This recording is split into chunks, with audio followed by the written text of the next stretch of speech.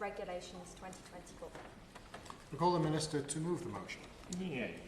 Thank you. It's a pleasure to serve under you, Mr Dowd. I beg to move that this House considers the Insurance and Reinsurance Undertakings, Prudential Requirements Amendment and Miscellaneous Provisions Regulations 2024. The UK's financial services sector is central to driving growth in the wider UK economy.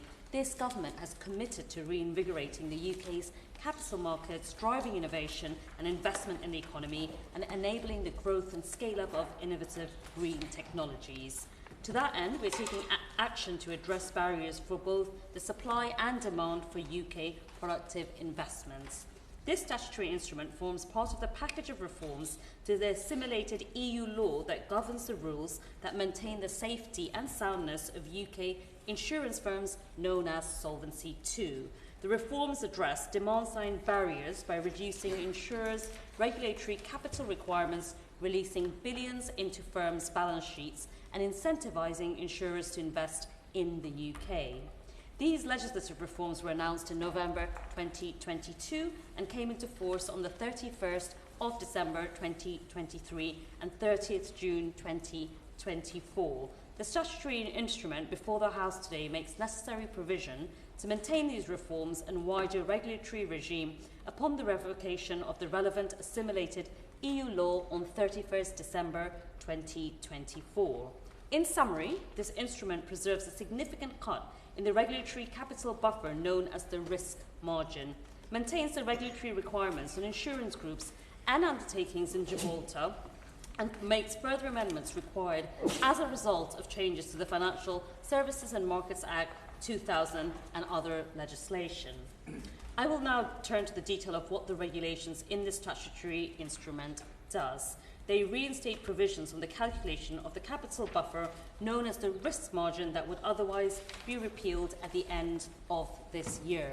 They also affirm the Prudential Regulation Authority's power to make rules permitting insurers to adopt proportionate approaches to determining the risk margin.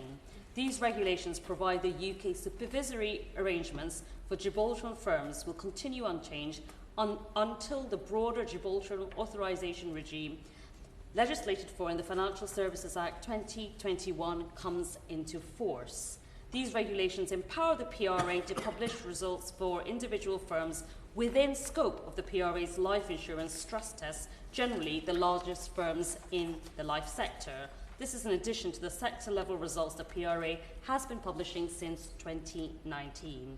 This safeguard provides additional transparency to the market around the resilience of life insurers. It mirrors the approach taken for the results of stress tests for banks.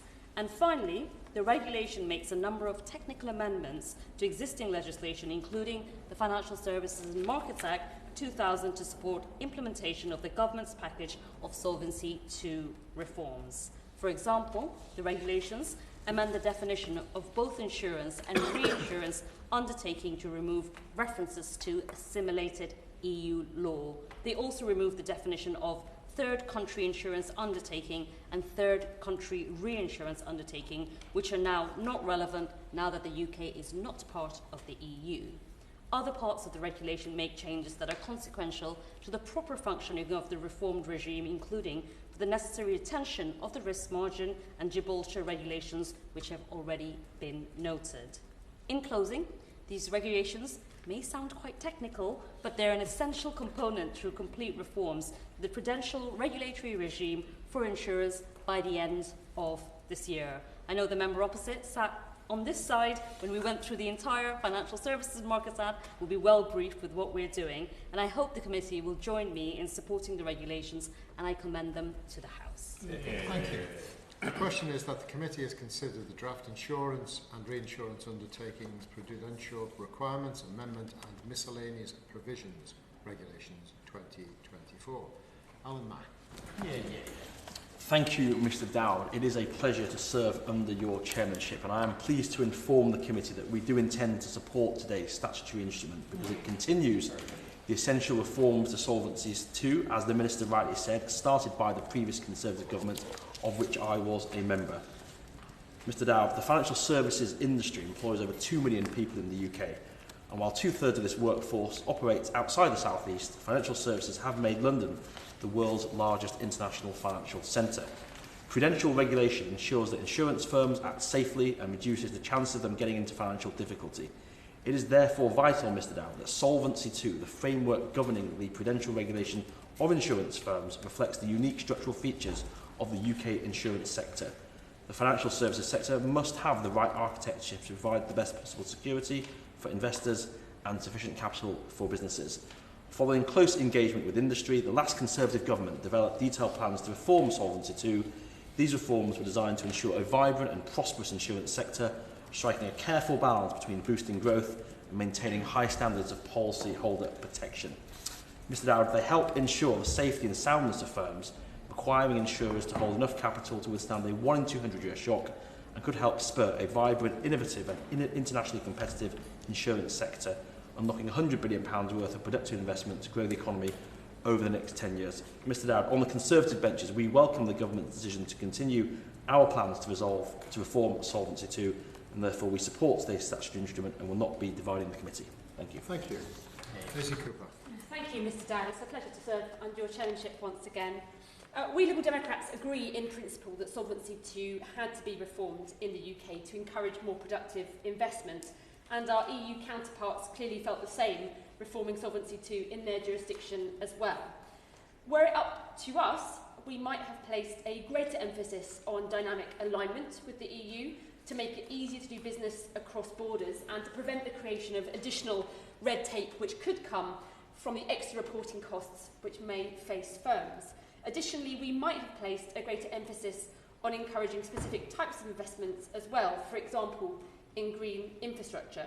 Nonetheless, we are where we are, and we welcome the fact that this should lead to, in theory, to more productive investment. The one issue I would flag to the Minister is that it's currently not clear whether or not the new regime will end up being more risky than the new EU regime, partly because a lot will depend on how the respective rules are implemented, but also because different types of insurance are bought in the EU and the UK. So I'd be grateful if the Minister could just reassure us that there are plans in place, or that they would at least consider putting plans in place to review the risk that may emerge from this in the years to come. Thank you, Mr Dowd. Thank you. Minister. Thank you, Mr Dowd. Could I associate myself with the comments with the opposition spokesperson in terms of the ambition and resilience of our financial services sector? I agree with him that we should be very proud of it. In response to the Liberal Democrat spokesperson, I'll keep an eye on and review the risk, as she mentions, and she will be pleased to know that this government is resetting the relationship with the EU in terms of not ramping up divisive rhetoric with our closest trading partners, and we are making sure we have a productive relationship with them. But I will keep an eye on the risk, as she mentions. And I thank both members for sharing our ambition in Solvency II. I know that these reforms are technical in nature, as I mentioned previously, but these reforms in this instrument are an important step in our shared goal across the Chamber to reform the UK's insurance sector, and we all want to generate growth and investment in our country. So I hope the committee will join me in supporting these amendments, and we want to have a smooth transition to the reformed Solvency II regime by the end of this year. Thank you, Mr Chair. Thank you. The question is that the committee has considered the draft insurance and reinsurance undertakings, prudential requirements, amendment and miscellaneous provisions, regulations 2024. As many as are of that opinion say aye. Aye. On the contrary, no. I think the ayes have it. The ayes have it. Order, order.